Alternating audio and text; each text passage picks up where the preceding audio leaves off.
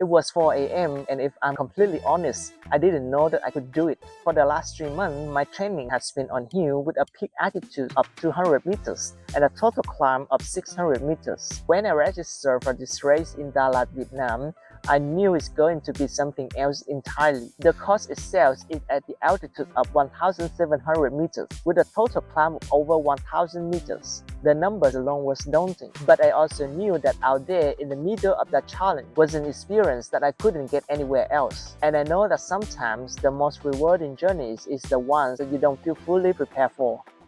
Hi everyone and xin chào. So it was me at my first 21-kilometer trail race in Dalat, Vietnam. And that feeling, that mix of doubt and excitement, is a unique sensation that has lingered with me even a week after. Let's talk about it.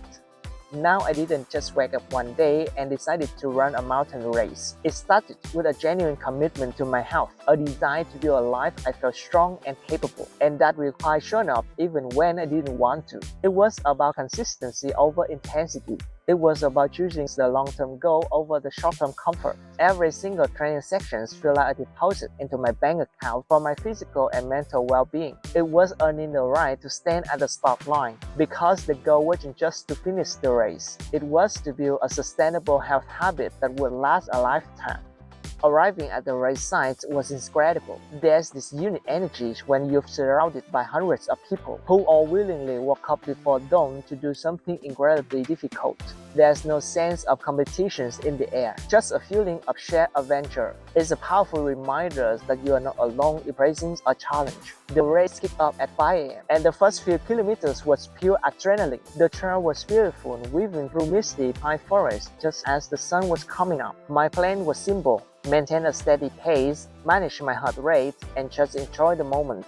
From the start to the first checkpoint at around 8 kilometers, everything felt under control. I noticed my heart rates were higher than usual, a clear sign of a high altitude, but mentally I felt strong. I was running my own race following the plan, but I knew the true test was about to begin. When we arrived at checkpoint 1 at around 6:50 a.m., my wife and I had some hot soup to recharge our energies for the most arduous part of the route ahead. After checkpoint 1, the course transformed. The gentle slope became steep, long climbs that just seemed to go on forever. This was the heart of the race, where that 1,020 meters elevation gain really made itself known. And this is where any good plan has to meet reality. My muscles started to burn much faster. The thin air made every single breath feel like a conscious effort. It was humbling. The strategy for my wife and I was simple and proven. Uphill, walk. Flat, walk or run. Downhill, run. In life and work, we often think that we need to sprint all the time, but that just leads to burnout.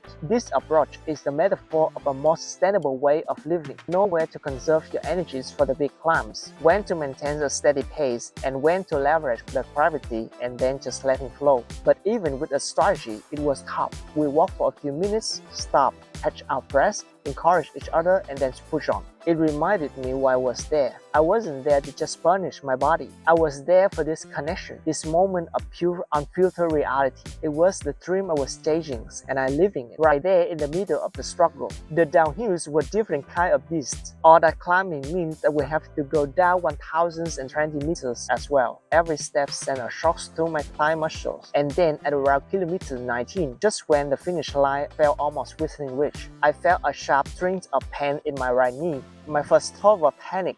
No, not now. But all the training teaches you to listen, not to panic. I didn't try to power through it. I slowed down, adjusted my form, and gave the muscle a moment to recover. Slowly, carefully, the pain subsided. I could keep going. It was a crucial lesson. Resilience isn't about ignoring pain. It's about having the awareness to adapt to it. And then we could hear it, the faint sound of the finish line announcer. The last kilometers is a strange mix of emotions. Your body is desperate to rest, but your heart just pulls you forward. Crossing that line was overwhelming, but crossing it with my wife, that changed everything. You see, when you take on the big challenge by yourself, the victory is yours alone. It's a great feeling, but it's a personal one. When you go through that struggle with someone else, when they've seen you on the worst days of training, and you've encouraged them when they wanted to quit, the victories become something more. It stops being just my achievement and become our memory. It becomes a foundational stone for our life together. We didn't just run a race. We proved to ourselves that we can navigate incredibly difficult situations together, and that feeling is more valuable than any medal.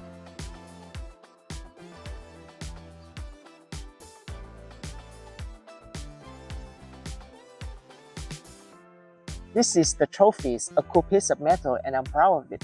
And here's the cool detail the organizer didn't even plan. If I put my white medals and my medals together, it forms a heart. How cool is that? But it's not the only prize. The real prize is the persons I had to become to earn it. It's the resilience I discovered, the memory of that pine forest, and the shared bond at that finish line. The real prize is knowing that I'm more capable of than I think, and so you are. That quarter-life crisis, that feeling of being stuck, is not a weakness, it's a signal. It's your mind body is telling you that it's time for a bigger challenge. You're ready to feel more, to experience more. You don't need to run a 21-kilometer trail race, but I genuinely encourage you to find something that scares you a little. Something that requires you to show up, to train, to get comfortable with being uncomfortable. Something that gets you out of your head, into your body, and out into nature. Because out there, in the middle of the struggle, you won't just find your limits. You will find beautiful, strong, and resilient persons that you always meant to be. Thank you for coming on this journey with me today. I hope it's provided a little inspiration for you to find your own trail. I'm curious what that one challenge that both scare you and excites you. Let me know in the comment below. I love to hear it. Take care and I'll see you in the next video. Cheers!